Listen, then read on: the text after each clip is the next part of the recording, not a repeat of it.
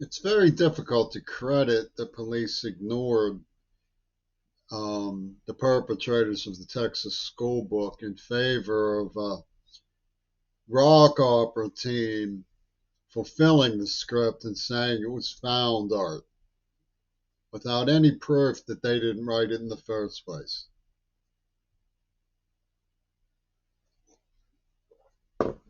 There's some very revealing passages. I read a great deal of this script and retained the necessary and sufficient remnants of it to prove what it contained.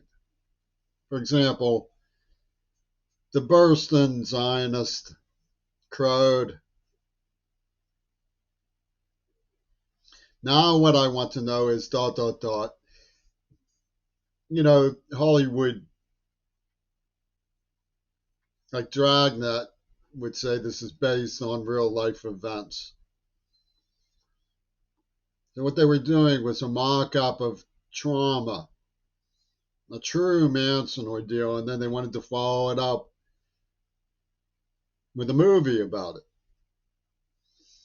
Manipulation of real world events and then entertainment. And one of them was an Attica State Prison psychiatrist, another was an attorney for Yoko Ono, and they were in contact with each other. They were constantly exchanging phone calls and information. Yoko Ono and Bernard Wattenmaker were working together through the whole rigmarole that they claim wrapped around the Fandango, the whole wild, wild west system. And the revealing thing that comes from Toon's lips is a business about establishing a narrative. In other words, it's a script writer, and we want to follow the script. And what is real is what we say is real. It doesn't, Israel. And they have these tongue twisting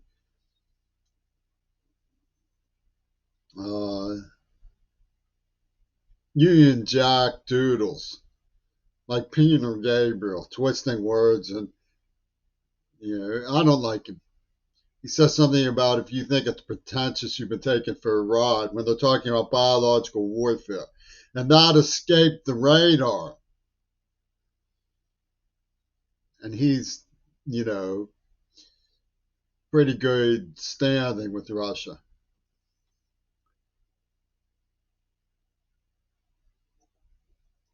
So they use media to tell what they want us to believe. So the hidden roots of media as a counterfeiting system go back to the 20s when D'Annunzio was a hero in Fayum, as well as an important and influential poet. In Ballet Russe, he was recognized. His name appears as the first credit the silver screen, one epic of the 20s, and overall D.W. Griffith, and inspired his racist Birth of a Nation. And he introduced his acolyte Freddie Luigi, introduced Mussolini to D.W. Griffith, and he was a mentor of Mussolini. So counterfeiting the great dictators in the Hollywood studio system emerged at the same time. You wonder, why do I say Hitler, Reagan? Well, the people who invented the burning cross in cinema for the KKK made his wartime films with all its pro-Axis symbolism. They used like Casper and Lazarus. So the whole hocus pocus of the claim that John Lennon wasn't in on it and didn't pull Houdini is bosh. Because why would they be using names like Casper and Lazarus if they weren't planning this stuff back in the 40s and the 20s? They were planning with Ouspensky. The girl who wrote the script, her likeness appears on a 1979 album of one of Lennon's heroes, best friends, who worked with Bowie. They both worked with Bowie. They were best friends. He has Gail Burstyn on the cover of one of his Poetry Tune records. He's playing Ouspensky when I went down to his hideaway, his hole in the wall in West Virginia in 1985.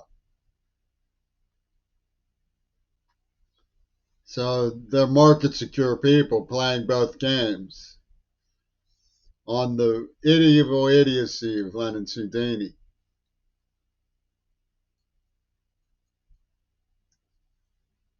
And then Flippy Tune, when I hitchhiked out to St. Louis from Pittsburgh in '79, Flippy Tune was plying this found art idea for Ouspensky and Bennett and Gurdjieff.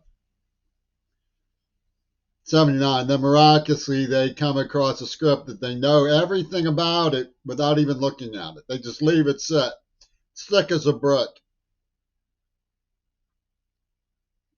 and produce that, and come in with the wiggle worm of Senegal, drilling into the Queerbeats neuroplastic refrigerator to detonate the Trumpy Tune Virgin bomb and have me screaming in the streets of Iowa. Oh, he's at war with himself. He's at war with himself.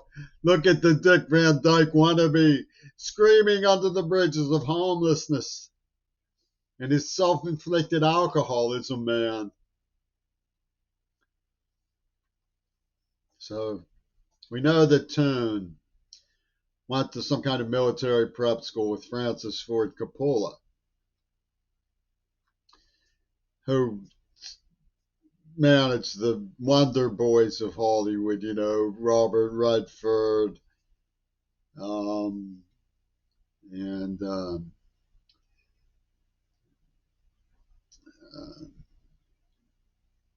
Marlon Brando, brought Lee Marvin together with Clint Eastwood or something.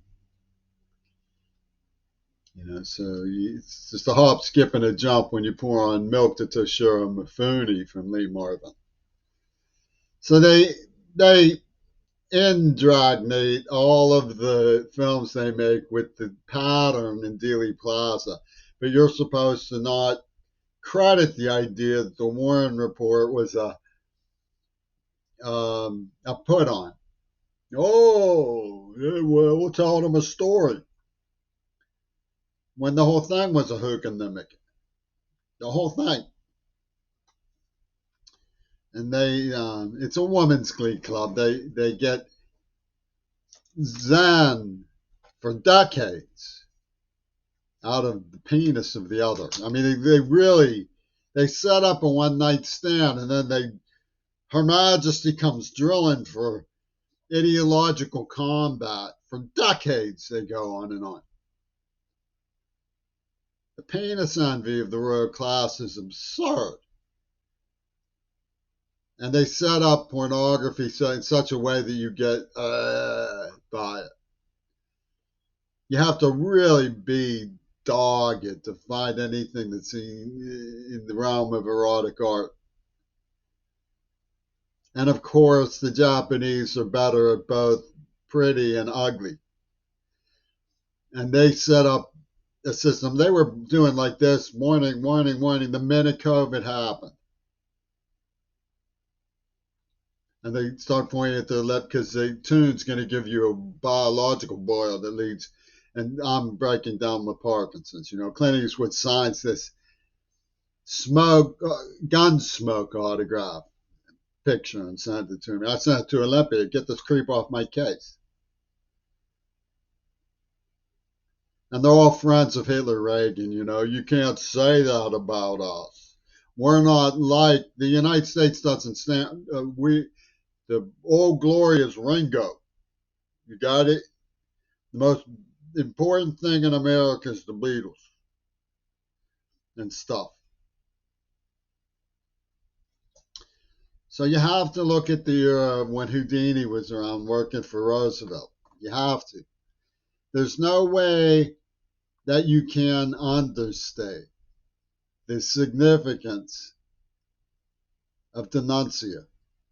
That Hollywood emerged in the counterfeiting den where they were vying for sovereignty.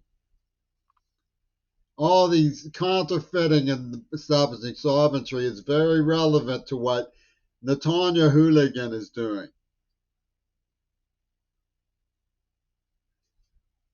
And he, put his seal of crepe on my father's obituary with Toon and Ono.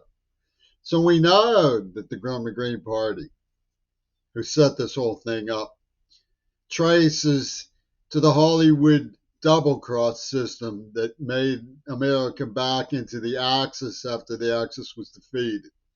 Just like they made us turn back on Reconstruction of the South after the Civil War with Birth of a Nation. It was the same gang both times. We know that Netanyahu and Ono worked together as pappy killers on setting up two versions of Pussy Ball. And aha, that was to benefit who? David Jeffin? The black man. That's right, that's right. So all they have to do, this tokenism is its most sleazy. Never will we cheer the white. Never will we. And so they cheer Reagan, because Reagan says you'll never have to cheer the white with me. And they put together this arc of fascism. And it's a new fundamentalist, it's a new tripartite. You saw it in an operation. Oh, we hate the left with the as we're not going to let the Hezbollah. I remember they blew up our Marines, and Bugle Boy Ollie North is, we'll all be income free when Ollie's in D.C. The Bugle Boys drumming up money for bombing Nicaraguan harbors in violation of Congress, because those Congress are liberals, by selling Exocet missiles to the Ayatollah's regime by way of Israel. And they call it Iran-Contra. And Freppy Toon jumps down whole peepee. I'm going to get calm pow after the queer bait. And we're going to tell it like it is. Mount Desert Island was a scared straight program, was a drama club. Nah. What was Mount Desert Island really? It was this Gurdjieff cluck that Flippy Toon fed into, playing a war game that they had been proven to premeditate the attack of AIDS. They had it all set up. But nah, it's going to benefit the black man. Jeff and who? Obama. Clinton says the black man will be, appointed, you mean voted in. Yeah, that's what I mean. So this corporate installation structure was in place. Sliding drawers at the paper shredder. The Playboy girls. How dare you get licked at a Playboy girl? That's moral inferior. We're gonna, and they have Pat Robertson admitting he sows wild oats.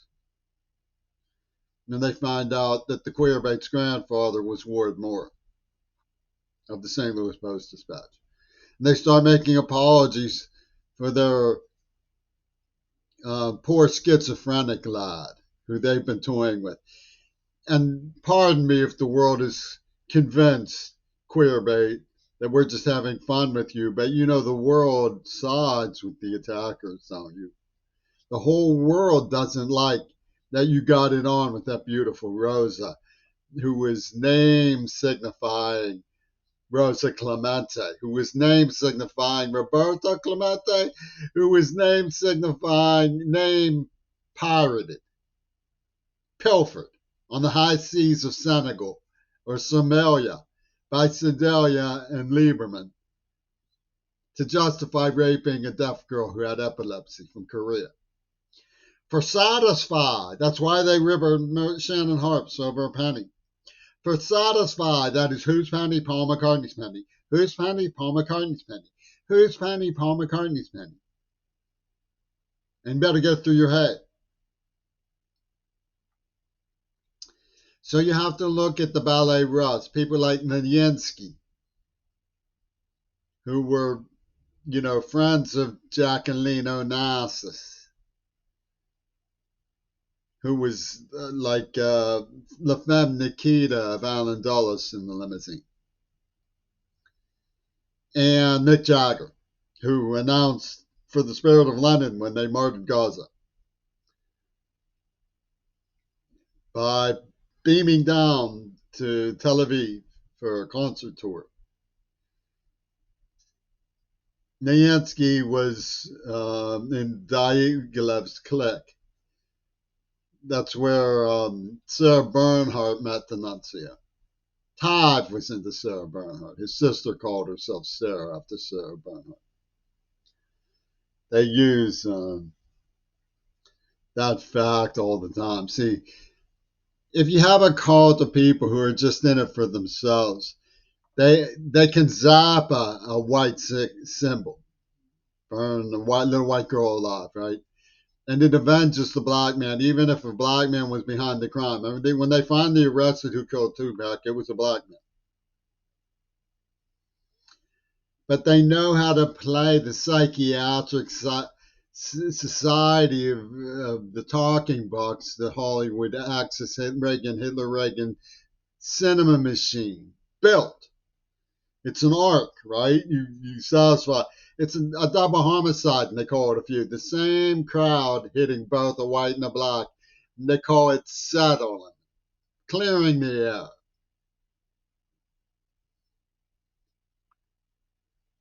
And that's what's going on. You know, Toon is a Buddha. He says the horrible is beautiful, and that's his statement about Gettysburg. The Carousel Club came from John Wilkes Booth. You know, the Peep booth. That's why they had curtain rods, because it's the Wizard of Oz in the Peep booth. See, the whole thing is deviant National Lampoon Society from something that was called the Police Gazette. We're always saying, Hitler's still alive, Hitler's still alive. What would he do if he came back, if he were here today? And the minute he killed Kennedy, his game plan, they switched gears entirely to Fidel Castro killed Kennedy, man. And Reagan called his Department of Defense dude Casper.